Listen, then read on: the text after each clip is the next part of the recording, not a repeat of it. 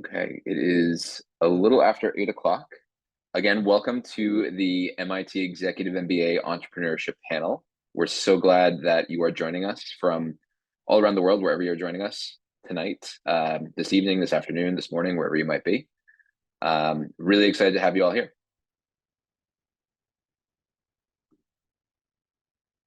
And I think we will get started.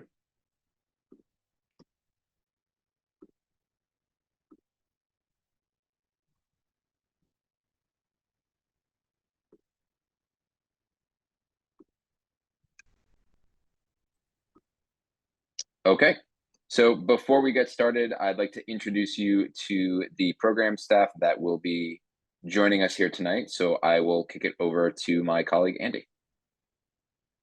Hi, my name is Andy Leibel. I am the Assistant Director of Admissions and Advising. I work very closely on the application process and the onboarding of our students once they are admitted.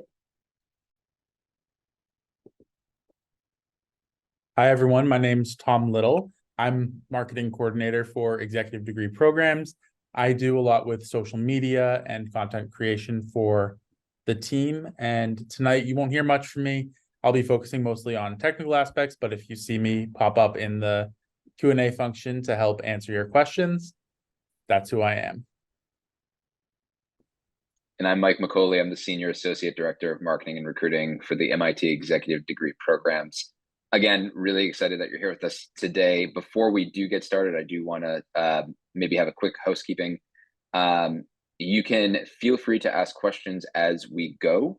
We'll be answering the questions by using the Q&A panel, the Q&A function on your Zoom.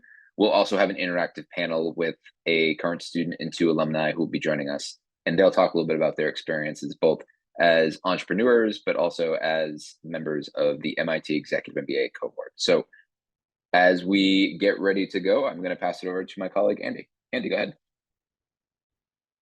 All right, thanks, Mike. So today's agenda, we're going to start by talking about the entrepreneurship and the MIT Executive MBA and what that looks like as a overview. And then we'll talk about entrepreneurship and leadership at MIT, following it up with the Q&A from the student and alumni panel. So entrepreneurship in the MIT EMBA. Where the best place to start is by talking about anything with MIT EMBA is to talk about the mission. MIT Sloan, and the Executive MBA are all mission driven, and it's central to everything we do. It's unique about the institute and our business school. MIT Sloan is one of 6 schools within a larger research institute. It plays the role of translating innovations in science and management into organizational capabilities. The mission of MIT Sloan is to develop principled, innovative leaders who improve the world and to generate ideas that advance management practice.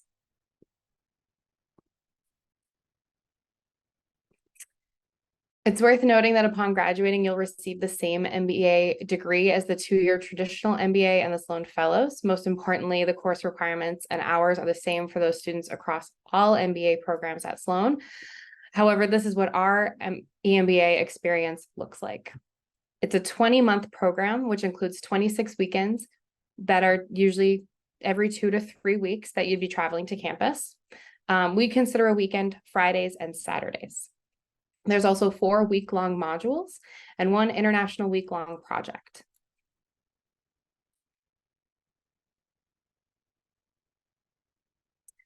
At MIT, we love data, so we have a couple of numbers here to show you a picture of what a class in the MIT EMBA would look like. These numbers are taken from the class of 2024.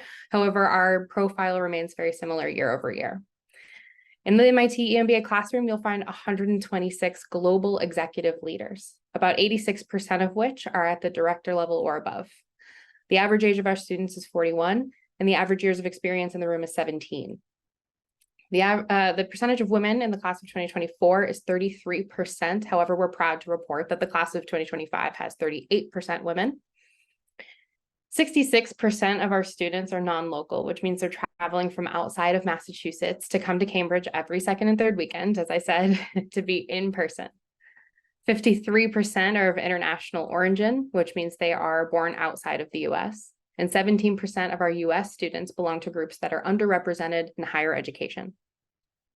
63% of our students will hold an advanced degree of some kind, an MD, a JD, a PhD, or any other type of master's. The one thing that all of our students have in common, though, is that they are 100% of them employed full-time. While the majority of our class are at the senior leadership level, we do include first-line managers. What's interesting to note here is, of course, the 9% founder level that makes up our class.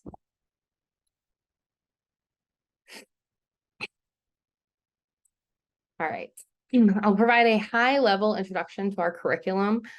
This includes our weekend sessions, of course, which we talked about every Friday and Saturday that you would be on campus, every second and third weekend that you would come in that cadence. They're made up of classes that will cover analytical frameworks and business essentials. Your integrated modules will be those full weeks on campus that are focused around a particular theme, and they're inherently cross-disciplinary. Our Idea Week module highlighted here, Innovation-Driven Entrepreneurial Advantage, is particularly entrepreneurship based. And we'll talk about that just a little bit. Action learning is incorporated into the curriculum as a whole, but 2 classes are primarily built around the concept. Organizations Lab, where you'll implement a change project in your own organization, and Global Labs, where you'll work as a team to face a challenge in an international organization. And while our curriculum is traditionally lock and step, we do have elective periods where you can choose between classes that you'd like to take. So in the 1st and 2nd January on campus, we offer over 15 courses to our students that are 2 full day periods. And then you have 3 elective options in your 2nd spring semester. Our Innovation-Driven Entrepreneurial Advantage module, or Idea Week for simplicity's sake, is a deep dive focus on new product innovation and entrepreneurial strategy. It introduces students to the MIT ecosystem with panelists and speakers from across MIT. It's a project-based module where you'll work to pitch project ideas within a team, and then that team will work on the pitches to pitch the final project towards the end of the week. It's just one entrepreneurial focus within our core curriculum. Additionally to the Idea Week module, there are a number of other courses, both core and electives, that will cover an entrepreneurial focus. And here we have 3 of our core courses that are particular value to our entrepreneurs. Competitive strategy will cover industry and competitor analysis, the dynamic impact of strategic actions, and a relationship of strategy and organization.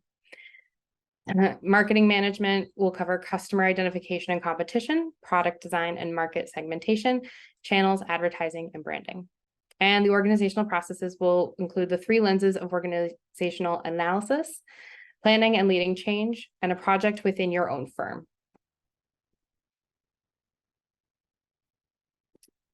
Additionally, we have core courses that will highlight entrepreneurship in the curriculum as well as electives. So here we have a list of a lot of our courses.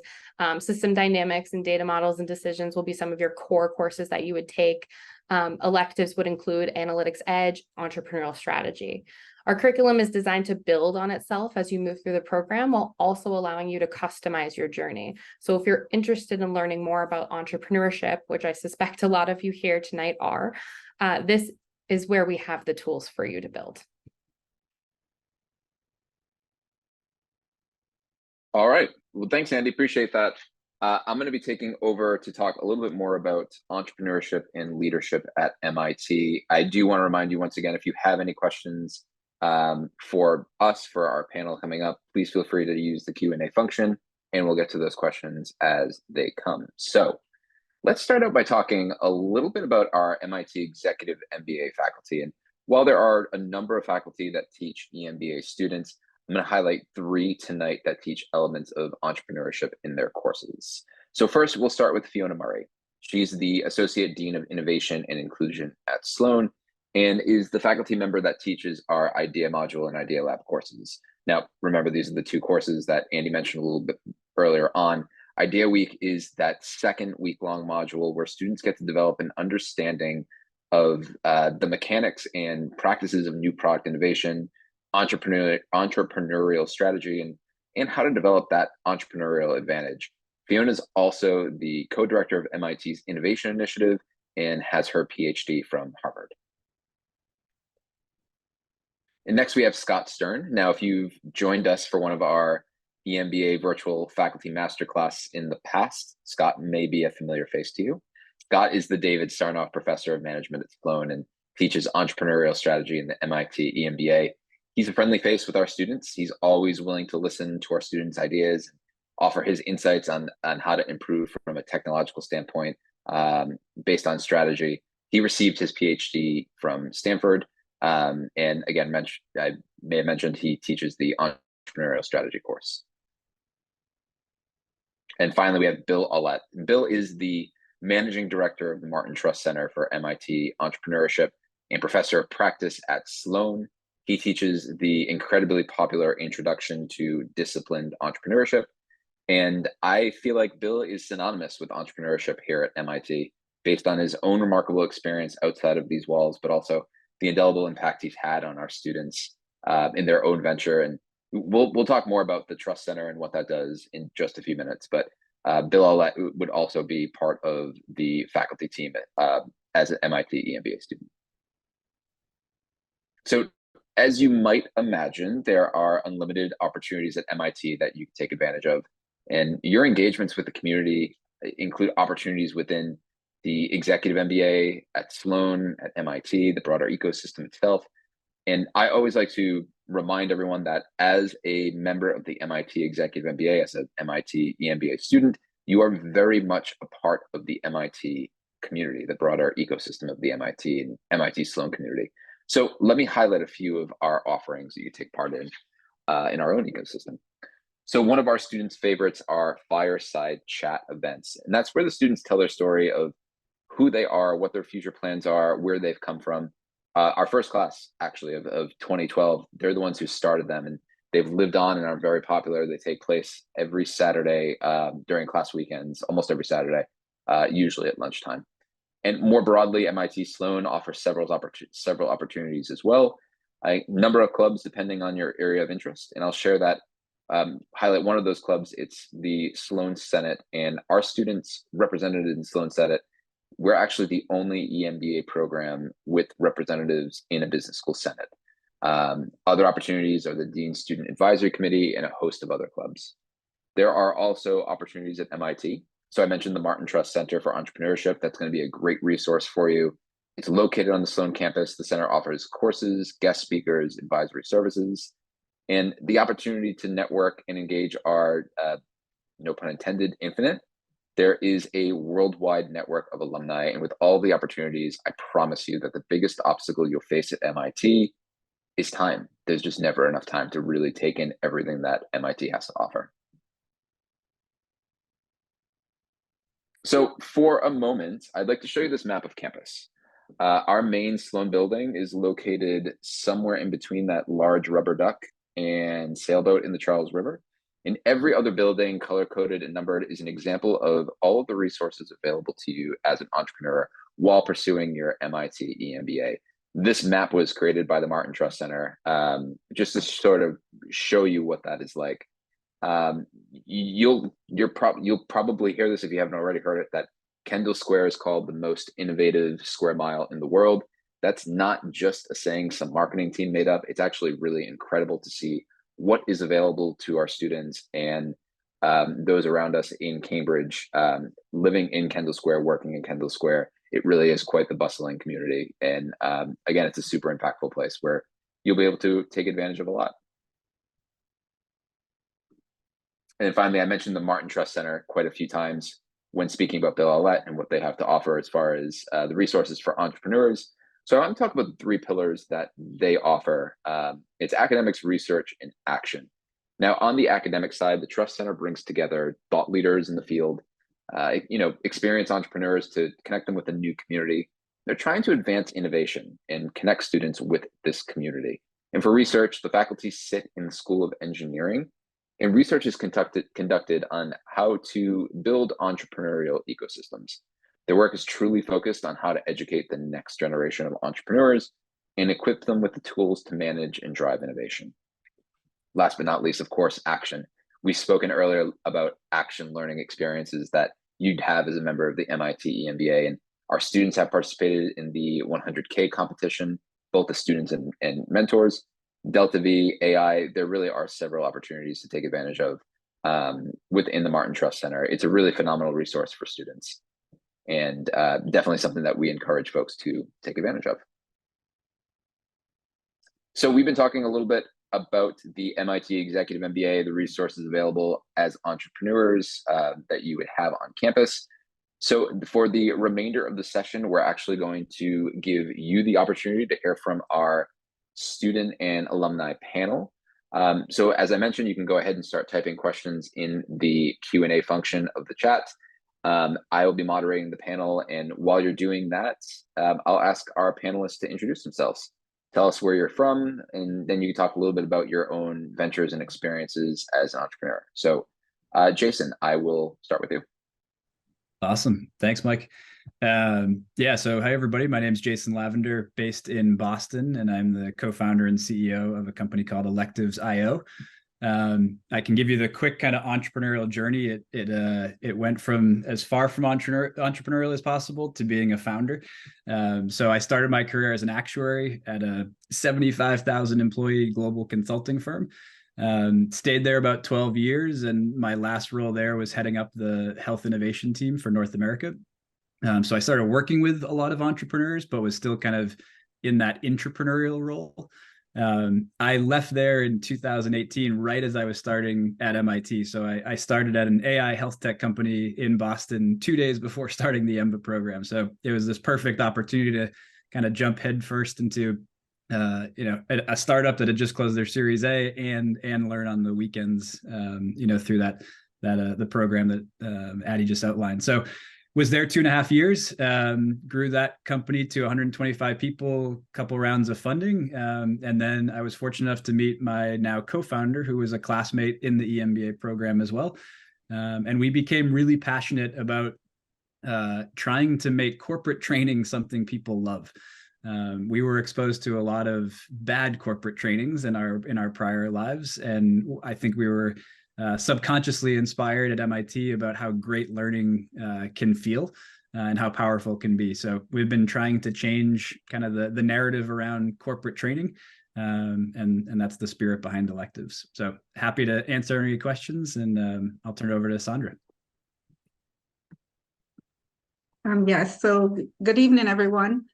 I am Sandra Maher, and I'm an independent regulatory affairs consultant. I currently consult with NIH, and I sit on the US COVID-19 task force. Prior to doing that, I actually was a scientist in the lab. I worked in diagnostics for almost 20 years, and then I moved into regulatory affairs after that. So I actually, graduated this year from MIT. I joined the program during COVID. So it was a lot of fun. But I actually joined because I needed tools to do my work more efficiently, and MIT certainly provided that. I know Mike talked about the Martin Trust Center. Certainly was very helpful for me. I consulted in Sandbox and Delta V. I provided guidance to some of the students who were entrepreneurs themselves, but I also learned a lot and was able to take back a lot of the teachings to my clients while I was a student, and now I'm also able to do that as a consultant. So I'm here and happy as well to answer any questions that you may have, and just let me know what you need to know. So thank you. Hi, everyone. I'm Vince Sigisbado. I lead a data design and marketing agency called Alchemy Collective. I launched it about 3 years ago amidst COVID, and was interested in the program to see what else might be open to me in terms of opportunities and clients, and applying the learnings with clients that I'm working with now. Prior to joining the program and starting my agency, I have about 15 years experience working in startups, from fashion to e-commerce, music, and health tech. So quite a diverse background leading both marketing and data teams. So I've kind of scanned the horizon, and I still am looking for new opportunities. And as we speak, I'm working on a stealth startup with some classmates as well. So that is it. And again, happy to answer questions that anyone might have. Great. Thank you all so much. I mean, one of the things that we alluded to, but one of the questions that's already kind of popping up in the chat, can you maybe talk a little bit about how you utilized, some of the opportunities that are available, the resources that are available at MIT, specifically the Trust Center. Sandra, you sort of mentioned, the Delta competition, but maybe if the three of you could talk a little bit about how you utilize those to help with your own ventures. So I actually took the entrepreneurial and innovation certificate while I was doing the executive MBA. And through that program, I learned a lot about product development, as well as how to leverage real world data with new technologies. There are a lot of advisors and helpful resources in the Martin Trust Center. And as you mentioned, Mike, not just the teachers and professors who are there, but also other alumni and students who are working on other projects as well. So of course, if you have any questions about your technology, whether it's digital or a diagnostic or medical device, whatever it is, more than likely there's someone there who can answer a question or can point you to someone who can help you with those questions. Yeah, I can share. Go ahead, Jason. Sorry, Vince. I can share a couple different perspectives, I think. So I was laughing, Mike. I still have Bill Aulet's book on my desk, the picture book. It's always referenceable, no matter how many kind of times you've gone through this. I think for me, as I reflected a few years into starting electives and how impactful MIT was, there was, I think, really obvious moments where I could connect the dots. Idea Week is a perfect example of just truly learning and practicing the mindset of getting out of the building and talking to users and talking to customers. The 100K competition, things like that feel really directly related. But then I think there's just so many nuggets from almost every single class in the curriculum that become incredibly helpful at some point of the startup journey. We referenced the pricing class from Catherine Tucker multiple times when we were doing early product research. My co-founder and I did a whole system dynamics presentation to our early employees to make sure that we were all on the same page, thinking about how the system works. And then, before we have a finance team, we're closing out our books every month and every quarter, so the accounting principles became incredibly impactful too. So I don't think I think I realized the direct kind of pieces in the program, but just how important everything else was became eye-opening, 2 or 3 years into being a founder. Yeah, not much to add there other than the core curriculum gives you plenty. And if you want or have the time to take on more, then there's plenty more to do. I'm currently in a venture creation tactics elective that meets weekly. It's in person, but allows remote for EMBAs as well. And that's great. Just as another accountability device for me to make progress on that startup I mentioned earlier. That's helpful to know. I'm curious if any of you have partnered with Sloan students, maybe outside of Executive MBA. So whether it be, we had a question specifically about PhD students, but roping in, Sloan Fellow students or other members of the Sloan community. Did any of you have any experiences networking or collaborating with students from that point of view? Yes, so I actually did. The project I worked on in Sandbox was the founder was Sloan Fellows students, and there were also students, another student from another program in MIT who was also there. So you do have an opportunity to collaborate with students from all over the different programs in MIT.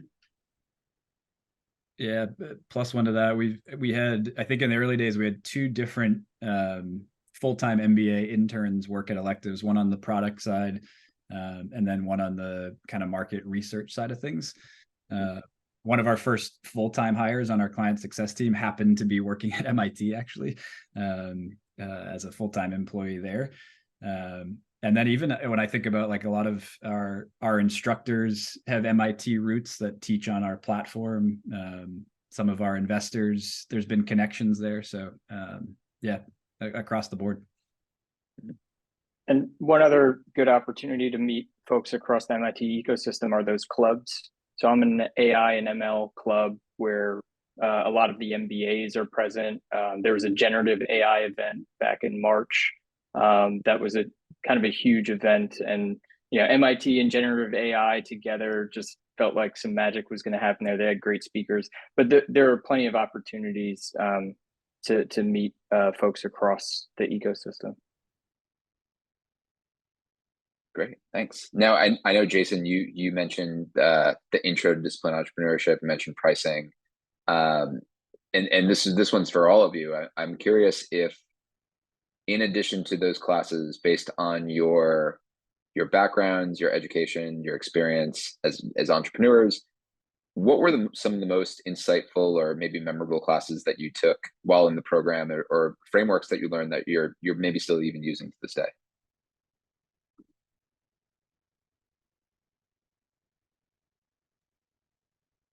Okay, so I can go first. I remember the operations lab class. I think the most important takeaway from that class for me was that you are so used to doing something and you think you're an expert in doing something, but when you walk away from that class, you just have a different perspective on how to do things.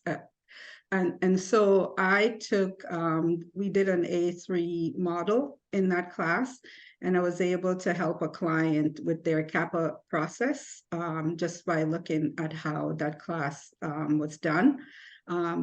Knowing that, when you try to solve a problem, sometimes not just to look at try to solve the big problem at once, but how to take parts and pieces of the problem and still be able to get to the end. So I think the operations lab class for me was just, amazing. And today I still try to apply all the principles and examples from that class. And everyone took a project from their company or their background or pain point they were having, and they were able to apply it to that class. And we all walked away so different and so happy with the outcome, knowing that we can approach all of these problems in a different way. Yeah, I think the other couple that come to mind for me, kind of in two different reasons why. Analytics Edge, I believe, is one of the electives. Yep. And I thought, coming from kind of the math background, actuarial background, like this will just be a fun refresher. And actually using R and running models was completely out of my comfort zone. But I loved it. I mean, we ran so many different kind of internal projects, and just getting exposed to different ideas and different ways to run, different analytics was amazing. So that was one of the most challenging and in a surprising but delightful way. And then one of the classes that Mike had referenced, entrepreneurial strategy, Scott Stern has this expression about being kind of in a lonely place on the frontier, and my co-founder and I reference that one particular framework all the time in terms of just thinking about different decisions and thinking about where our company is living on that frontier. So those two always stand out to me. And I just laughed because I'm still taking classes now, and I can think back to each individual class and pull out like one nugget of wisdom. Maybe because it's so fresh, I hope that stays with me. But there's so many times I'll find myself in a setting that I'm able to draw back from one of the classroom settings, or an assignment, or teamwork, or a conversation with a classmate even, and pull out a framework that I can apply right then and there. So it's been it's been pretty amazing, the applicability of what we're learning. Yeah, and I think when Andy started the presentation too, she spoke a little bit about how Sloan is such a mission-driven institution, and this is such a mission-driven program. And as you're talking about that, one of the questions that just came in too is, have you found the environment supportive for startup concepts that focus on designing a better life and promoting positive psychology? And I think that speaks so highly to the mission of developing principled, innovative leaders. So curious what your experience were like as an entrepreneur, being a mission-driven entrepreneur, and how that relates to Sloan. I can mention some stories from Idea Week. We had some really mission-driven ideas that some are pursuing now to take into the real world, but really difficult, complicated topics around grooming children and how could we fight that with technology and a business, and allergies, and how do we provide a better community and space for consumers that might have allergies. So there are so many ideas. I think that the program itself, the mission of Sloan, they're all aligned. It's not fake, that mission that Andy read earlier. It's really in the DNA and the culture of the school and all of the students and classmates. Yeah, I would agree. I think as Vince was sharing that story, I just remember all of the different Idea Week projects, and it just, the ones that are all standing out, it feels like 9 out of 10 were in some shape or form mission driven. And I think the really interesting ones in my mind were the people who, there was one in particular. I remember there was a group of 6 people, and the idea, and I might totally butcher this, but it was something around like gun safety using facial recognition. And the 6 people had all different perspectives on gun regulations and everything that goes into that. And they all came together and built this like really cool startup idea. And so I think that's so powerful, of different perspectives, different experiences, ultimately trying to solve a really important problem. So that type of thing always stood out to me as just powerful perspective and supporting each other ultimately to solve it. So that would be one. I think on the other piece that that I saw, at least from my own class, was it doesn't take long for people. I don't know how long the average is, but it felt like 3 months into the program, everybody starts getting that itch to either start their own thing or to change their role within their company. And it's usually driven by people in the class and the faculty and staff. And there's usually some kind of underlying mission element that is making that itch even itchier. And so it hits you pretty quickly. How people react to it is always a little bit different, but it definitely hits you in the program, and it lingers post-program. Yeah, and I agree with both of you. I think for me, I can think about Lim Week, the Leading with Impact. And so for that, to work with nonprofits, is something, I think we're so busy for some of us during our everyday life, but the program gave us an opportunity to work with nonprofits in Boston area. And I think, that was really important, for our career, and just understanding what's happening with these nonprofits and how they operate, what the problems are, and how to help solve some of these problems. So I do agree with both of you that the program does offer a lot of opportunities to work with nonprofits and get to know a different spectrum of things that are happening in the communities. Yeah, and I think that's so crucial too, that it's funny, you all in one way, shape, or form mentioned one of our week-long modules, and I at some point during your answers, which I appreciate, and this ties in really well to a question that we get on every single webinar, and the answer is uniquely different, but not different. It's kind of the same. So curious, as entrepreneurs, switching companies, starting this program during COVID, how'd you do it? How did you manage the work-life balance, your full-time job, the MIT EMBA, your personal life? What are some tips and tricks that you could share with our group here tonight? Yeah, so I think for me, I just had to prioritize the workload, the family, as well as, you know, the classwork. If you do get accepted into the program, it is a commitment, and it is a very, very serious commitment.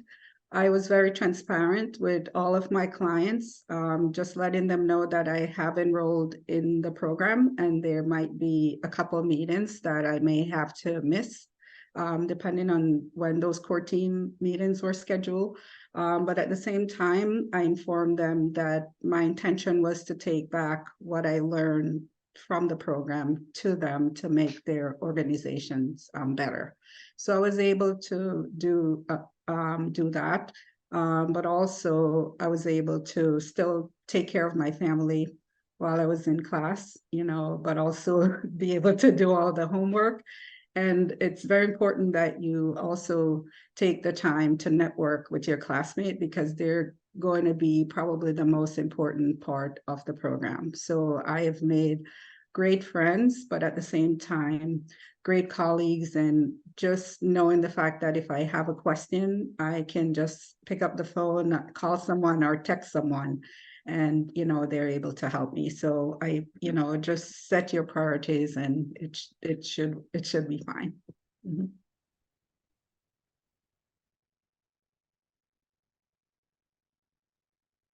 I can share.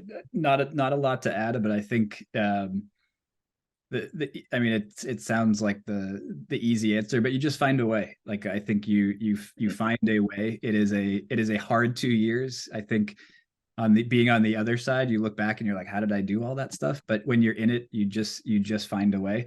I think, to Sandra's point, I remember just like my wife going into it could not have been more supportive, and like having family that is rooting for you and knowing that you're going to be stressed and tired makes that a lot easier. And I think the program does a really good job of doing the significant other weekends and setting those expectations and all kinds of stuff. So the support system is there, both at work, at home. It makes it easier. It certainly is difficult, but I think you know, the personalities of everybody in the class, I think, likes that. It's a good challenge. If it was easy, I don't think people would be in it. So I think the one advantage of being a founder is no one has to approve my PTO. So that actually helped. I think it'd be more difficult if I was working full time somewhere to pull away. Maybe that's just my personality type, but it's important establishing those boundaries and priorities for yourself. There's no silver bullet on time management. I mean, I've got a productivity journal, I've got a Google Calendar that's color coded, and I've got time tracking apps. So I try to do all those things, but still, it's hard to stay on top of it. As Jason said, it's not easy, but it's really exciting, and I think that kind of excitement and inertia carries you through, and your classmates as well. Like, we lean on each other all the time. If somebody's got a rough go at work or something in their personal life, we're kind of picking up the slack for one another. So that's also, I mean, you'll leave with 126 close friends, probably another 126 from the year ahead of you, and another 126 from the year behind. So that's really important. And also, professors are understanding, and TAs are understanding as well. We're adults here, so I think they understand that there's a lot on our plates. So you talk about the excitement. I'm curious if, and Vince, I'll start with you. I know that you're still going through the program. We always say that there's always an aha moment that you have, sometimes multiple. Have you had your aha moment yet? And if so, what was it?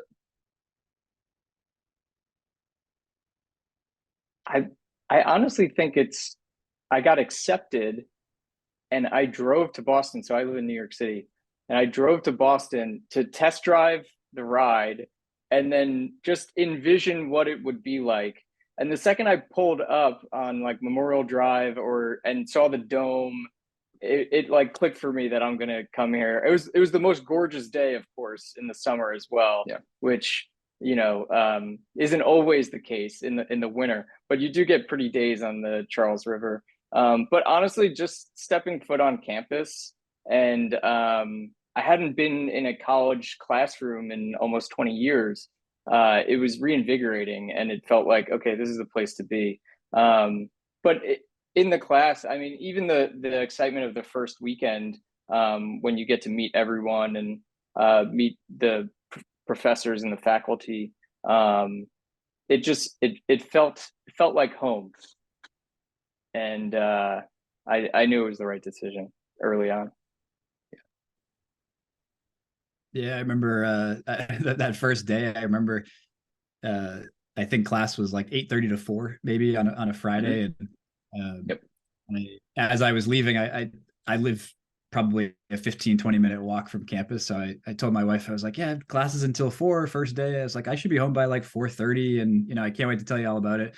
And then at 4, literally a group of 126 people were like, do you want to go grab a drink after class? And so I texted her, I was like, oh, everybody's getting together. Like, I know I'll probably be home around 6. And then everybody was like, do you want to get dinner? And then I was like, I might be home around 9. And then it was like 11. And my aha moment was like that conversation the first night was so deep, like already. And I was like, this is way more like social in a good way than I was expecting. I truly thought I was just going to go to class and come home and put my head down and do work. But getting to know people from all around the world and different experiences and industries, that first day was amazing, and it never stopped being amazing. Yeah, so I think for me, it's just, getting to know everyone. Everyone was just so nice and really so smart. And it's really amazing when you sit in a classroom and just listen to the content and, everyone's experience and just learning from everyone. So I think that's really, what I think about all the time is how smart everyone was, and because everything that's been taught or you're being told is real world evidence. So it's the workshop. It's almost like you're in a workshop every day and every week when you go to class, and you just can't wait to hear those stories.